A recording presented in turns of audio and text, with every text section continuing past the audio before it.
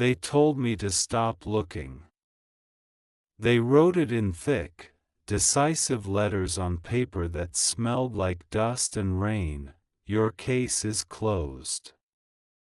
But when you are the kind of person who has spent half your life assembling fragments of other people's stories, who believes that every silence is a sentence waiting to be read, a declaration like that is not an ending, it is a dare. I sat with that paper for a long time, running my thumb along the ink as if I could erase certainty the way you might erase a mistake. In that smear, in that tentative cloud of graphite and doubt, I found the first quiet doorway. They meant closure for the world. They meant it for the committee, the cameras, the neat rows of boxes stamped with dates and signatures. They meant it for people who like narratives with tidy endings, who clap as the curtains fall and go home to empty plates and ordered lives. I had never been good at tidy. I had always looked at the seam where two things met, night and day, truth and rumor, a child's silence and a grown person's shame, and wondered what glue held them together. The paper said closed. My hand said open. The rest of me decided to listen. I began by speaking to the smallest things. A neighbor who had been late with her garbage bins on the day everything changed, a bus driver who remembered a different route, a young woman who always chewed on the same corner of her lip when she lied. These are the people the world forgets in their search for headlines. They are the margin notes in history books. They offer details, tiny, stubborn facts, that do not care whether you are ready for what they will prove. And detail became my first ally. There is a peculiar habit of grief. It bends toward stories. When something large and incomprehensible happens, the collective mind claws into narrative forms. We write tragedy to make calculus of sorrow. But real life is less accommodating. It leaves threads loose, takes names and hides them under the couch. I had a list of names that did not fit the official ledger: a man who sold newspapers at the corner where the television footage cut away, a nurse who said she'd been called away but could not explain why, a child with a sketchbook full of faces that never showed up in any gallery of suspects. Each person was a sliver of something that might mean nothing on its own, and everything if joined in the right order. It is easy to look at events and bend them until they fit the frame you have been given. It is harder and more dangerous to look for the frames that the event itself suggests. So I turned my attention to the things that tried to be normal and failed. The old clock in the town hall that stopped at 3 minutes to midnight the morning of the incident, the florist who took an extra order that no one claimed, the streetlight whose bulb had burned out the week before, these were the little obstructions that refused to be anonymous. People like to say that truth is objective when it suits them, and a myth when it does not. They dress it in suits and call it evidence. They dust it, photograph it, file it away. But truth has a physicality that is often ignored. It leaves fingerprints on the mundane. It lingers in the coffee stain that no one wants to explain, in the playlist on a forgotten phone, in the way a hallway smells like bleach and old mistakes. I learned to read these small residues as if they were weather patterns. Rain on glass could be a map, a smudge on a map could be a confession. One person led to another. The newsstand man told me about a pamphlet that had been distributed in the weeks leading up to the event, a little folded thing with a drawing that looked like a compass and a phrase that read, "The hour for truth." He could not remember who bought it, only that it had the wrong paper weight and felt like something that should not have existed in a familiar world. The nurse I found was not a person who kept secrets on purpose. She kept them in fatigue, in the places where the body can only survive by deciding not to feel. She said she had been called to a room no one was allowed to photograph and that she had seen an object so ordinary that its ordinariness was itself the camouflage, a metal case, dented, with a small symbol stamped in the corner.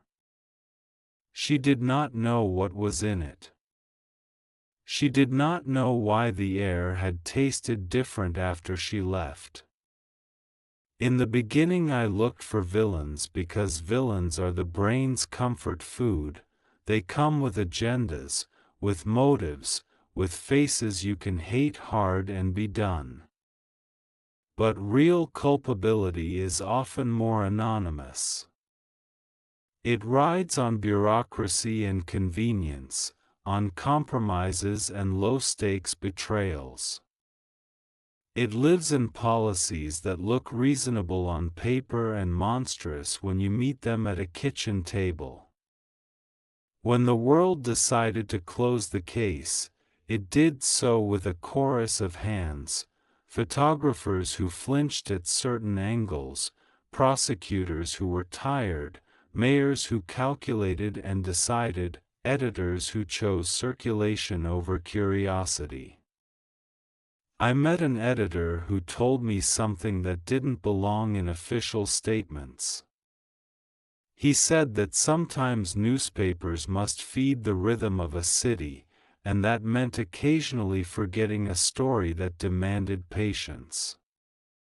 He admitted that he had moved a story down the queue because advertisers had made noise the month the incident happened. He spoke about the decisions with the resigned tone of someone who had learned to bargain with ethics. "We are a machine," he said, "and machines need oil." His confession was small, mechanical, and catastrophic. I began to understand that closure was not the absence of things but a negotiated silence. It was the sound of conversations that had been ended mid-sentence, of files stamped with finality and never opened again. The case was closed because opening it asked for time and attention that the city preferred to spend on renewal contracts and opening nights. Even grief is commodified, it must wait its turn behind a ribbon of municipal obligations. There was a child who found me because a teacher mistook my persistence for a benign curiosity. The child had a book of sketches that she handed me with the urgency of someone sharing a map to a hidden garden. The drawings were crude and earnest, faces made from heavy lines, a recurring symbol, a door always drawn slightly ajar. They kept drawing the door, she told me. They said the door was listening. It was funny and terrible at once, the way children place language on phenomena the adults have named only with euphemism. They said the door was listening. Doors are metaphors held together by hinges and locks, by secrets and the simple physical act of opening. The door in many of those sketches had a brass plate with a name that did not appear on any official roster. I traced the name through property records and found an address, a building with a history of small businesses that moved in and out like seasons. One of those businesses had advertised itself as a restoration service for unusual objects. "We fix what others throw away," their faded sign read.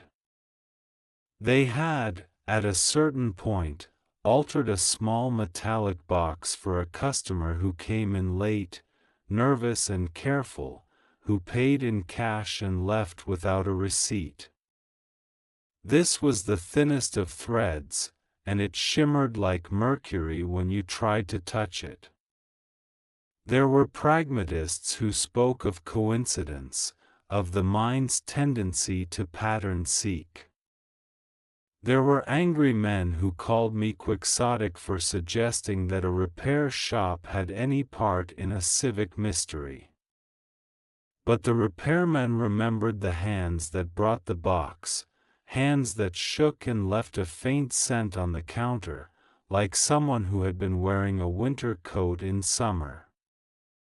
He replaced a latch, polished a corner, and stamped a quiet number inside the seam. A number is the bureaucracy's fingerprint. It suggests tracking and account-keeping even if no ledger is ever produced. I learned that wherever there is a desire to hide, there will be those who hide on behalf of others, for reasons varying from loyalty, fear, profit, or a belief that they are averting a greater harm.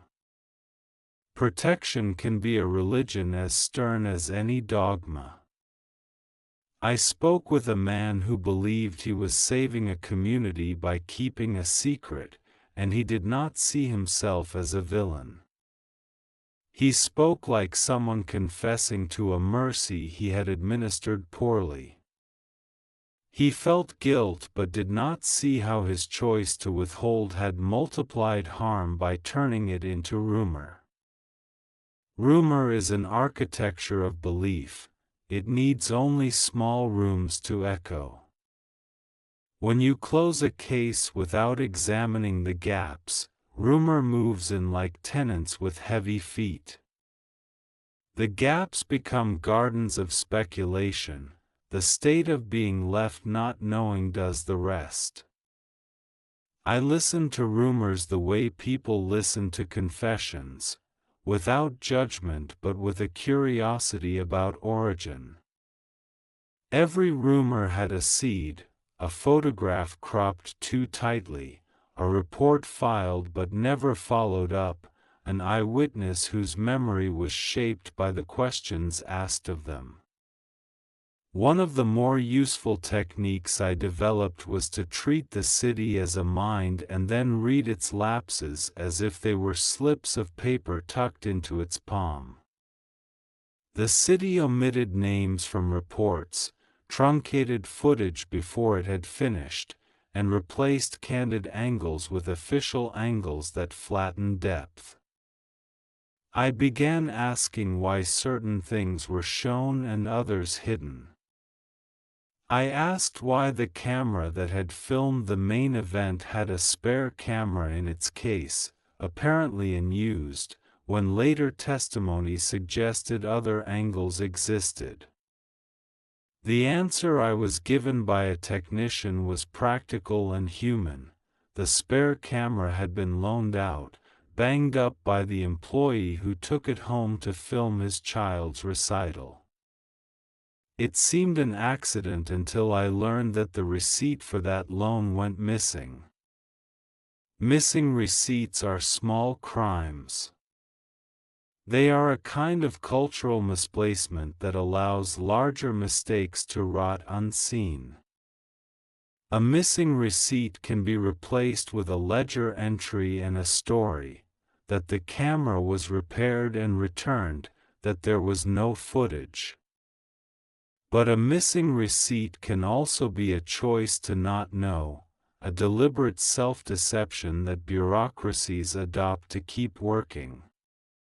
It became clear that the machinery that declared the case closed was not evil by design, it was a machine built to avoid friction. It preferred to let certain frictions slide away rather than invest time in their resolution. One night, while I was poring over an old logbook, I found a notation that changed everything. It was a small entry, a marginalia in a ledger that had otherwise been filled with mundane supply orders. The note read, in a hurried hand, "Insure nothing. They told me once that the past is like water poured into soil. You never really know where it goes, how far it seeps, or what roots it will nourish or poison." I think of that when I look at the documents scattered across my desk, pages curling like leaves in heat.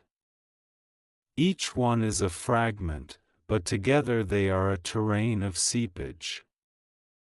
I imagine the lives hidden beneath the paper, the ones who never had a chance to explain why they were there, why their handwriting bent at certain letters, why they left out a name in the middle of a sentence.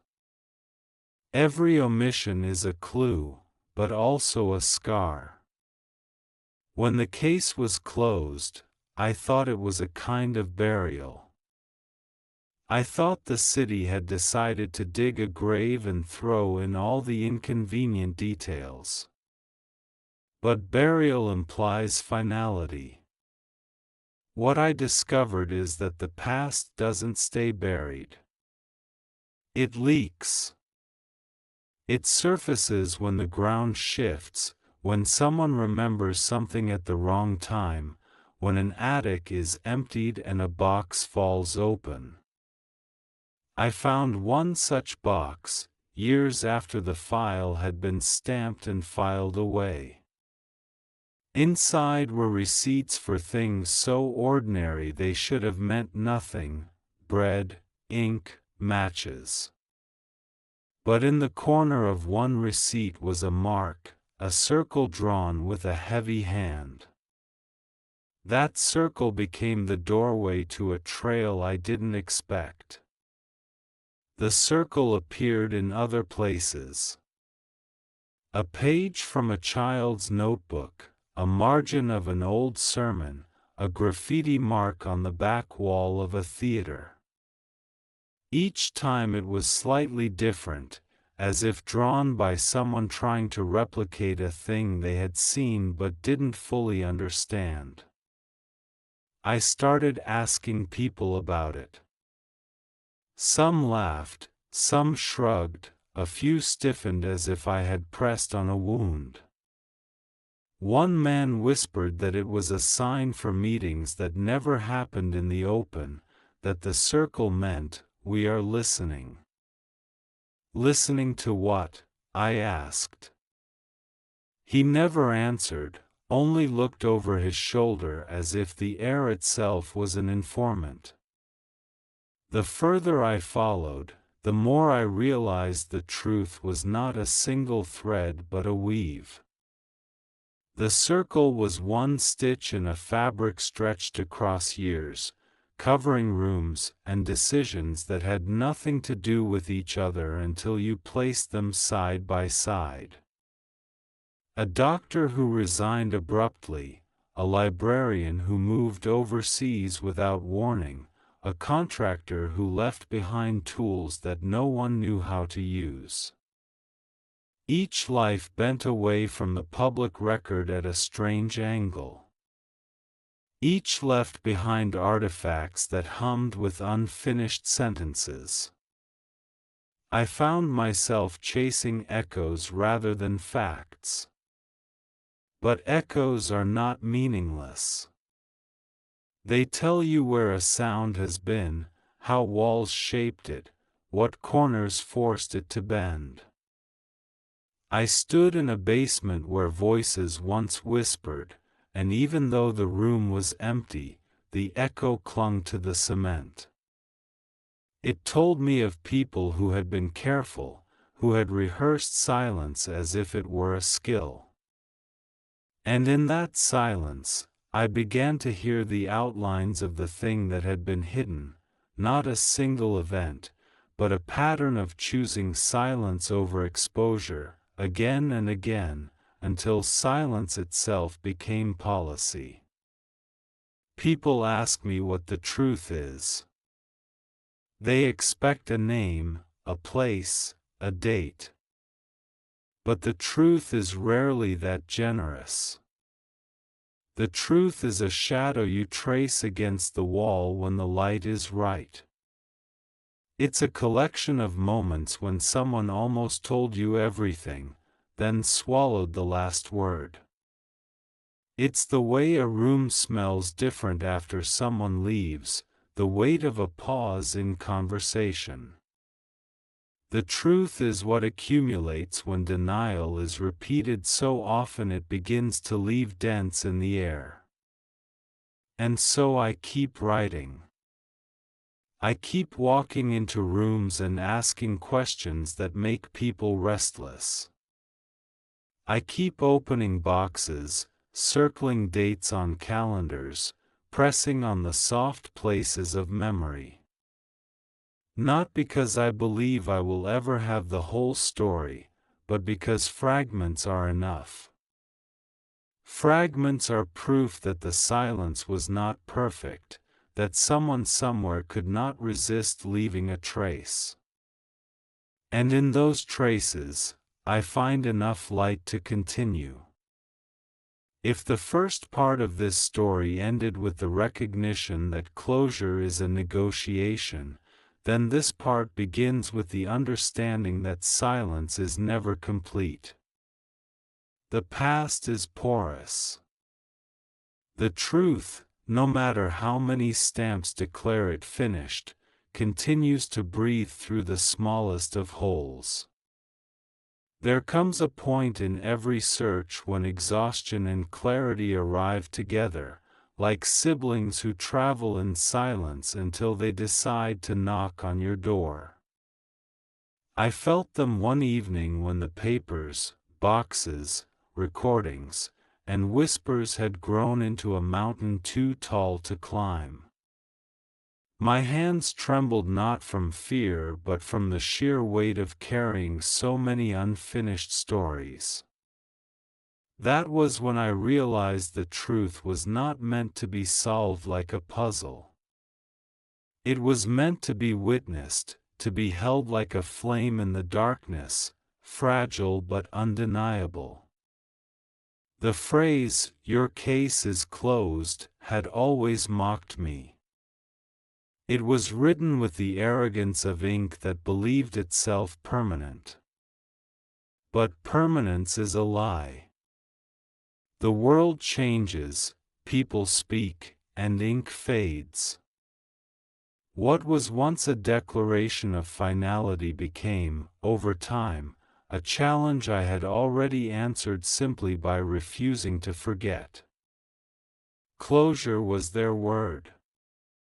Continuation was mine.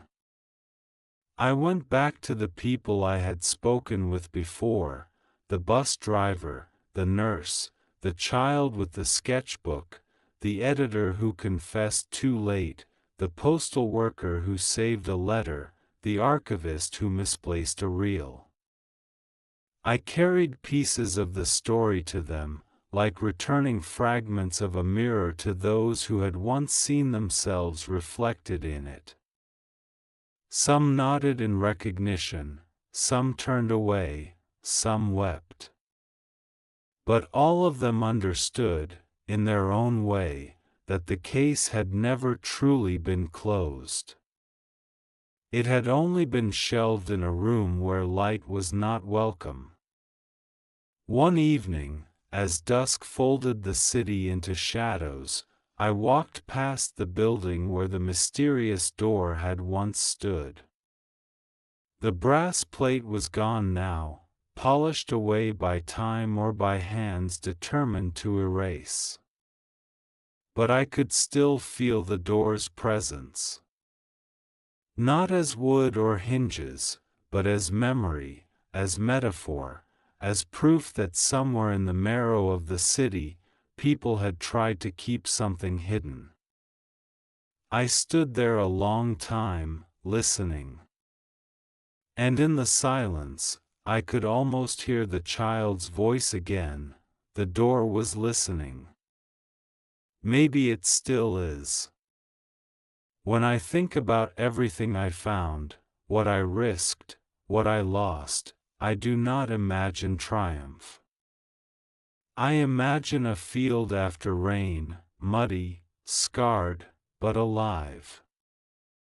The ground holds water differently now. Seeds buried long ago will find their chance to grow. That is what truth does when you fight to keep it breathing. It makes growth possible in places no one expected. The last document I uncovered was not dramatic. It was not a confession or a map or a secret file. It was a simple memo about cleaning schedules in a municipal office. But in the corner, where no one was supposed to look, was another marginal note: remember the witnesses. They will outlast the paper. I have carried those words with me ever since. They are not official, not stamped or notarized, but they are more powerful than any decree of closure. They are the reminder that no matter how hard an institution tries to bury, there will always be those who remain, who remember, who whisper, who pass along fragments. And so I leave this record, not as an ending, but as proof of persistence.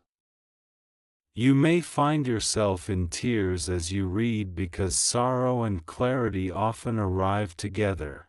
Because grief does not diminish when the truth arrives, it deepens, sharpens, insists on being felt. That is not failure. That is what it means to be alive in the presence of reality. If you take nothing else from this, let it be the knowledge that closed does not mean finished. Cases may be sealed, files may be locked, but memory is porous, and truth resists silence. You are holding this because someone refused to let go, because someone believed that small voices matter, because someone trusted that even in shadows, a story can find its way back to light.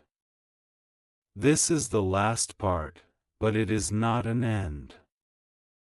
It is a pause, a breath, an invitation. The rest belongs to you. Carry it forward. Keep listening. Keep remembering. The door is still there, even if unseen. And it is still listening.